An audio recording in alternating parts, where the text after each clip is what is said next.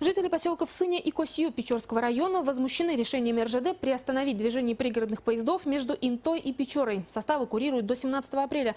Власти республики заявили, что не допустят транспортной изоляции населенных пунктов. Репортаж Татьяны Супряткиной. Двое посадочных. Так, здесь уже школьные на 13:50 до Косью и один полный. Жители Сыни в спешке покупают билеты на пригородный поезд. В очереди десятки человек, хотя в день через станцию проходит 3 состава. Ежедневно по маршруту Инта-Печора ездит 800 человек. Это жители поселков Сыня и Косью, вахтовики, которые строят газопровод Баваненково-Ухта. Проблемы очень большие, потому что у нас в школе только работает 4 учителей, которые живут в Печоре, а работают на Сыне. Ну а потом у нас в поселке ведь сейчас очень много добавилось населения, потому что много приезжих вахтовиков, которые также ежедневно, вот к любому поезду подойди в Сыне, человек 30-40 ежедневно садится на эти рабочие поезда. А если их не будет, как добираться, мы просто не знаем. Ежедневно на пригородных поездах в Печору в школу ездят и дети. Есть, конечно, состав Сыктывкар-Устинск, но в Сыне он останавливается глубокой ночью. Да и билеты там, по словам местных жителей, в 3 раза дороже. Проблем у нас очень много. В первую очередь это ученики, которые надо отвезти в интернат и забрать с интерната. А у нас только один поезд Сыктывкарский, на который можно... Он через день только ходит и много прогуливают уроков, пропускают. Поэтому очень неудобно, если вот один поезд будет.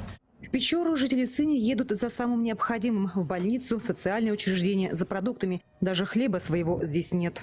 Это невозможность доставки хлеба, это невозможность доставки медработников, это невозможность доставки медикаментов, это невозможность просто элементарно похоронить людей, потому что в этих поселениях у нас нет кладбищ. Кладбище находится в Печоре. Вот за прошлый год, значит, доставка была 11 умерших в город Печору. И были такие прецеденты уже были, что прошлый год дважды эти перевозки прекращались. Это был август и ноябрь-декабрь 2011 года. И у нас уже были случаи, когда покойники просто лежали в этих населенных пунктах в связи с невозможностью их доставки в Печору.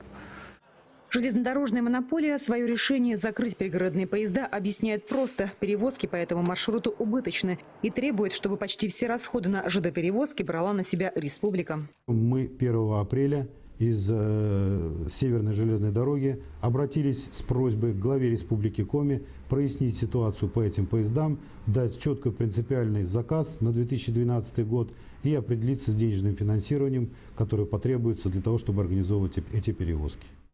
Власти Коми неоднократно заявляли, убытки и выпадающие доходы не одно и то же. Убытки могут быть связаны с неэффективным менеджментом со стороны железнодорожной монополии. На сегодня сумма, которую называют в РЖД, астрономическая, больше 100 миллионов рублей. С этой цифрой власти региона категорически не согласны. В Министерстве развития промышленности Коми сейчас имеют свои расчеты. В бюджете заложено 7 миллионов рублей на компенсацию выпадающих, значит, убытков для транспортной компании, для пассажирской пригородной компании. Значит, сегодня нужно добавить еще там 104 миллиона. Итого должно стать 111. То есть реально мы там 104 миллиона должны из бюджета республики у кого-то отнять и отдать для того, чтобы компенсировать вот за проезд.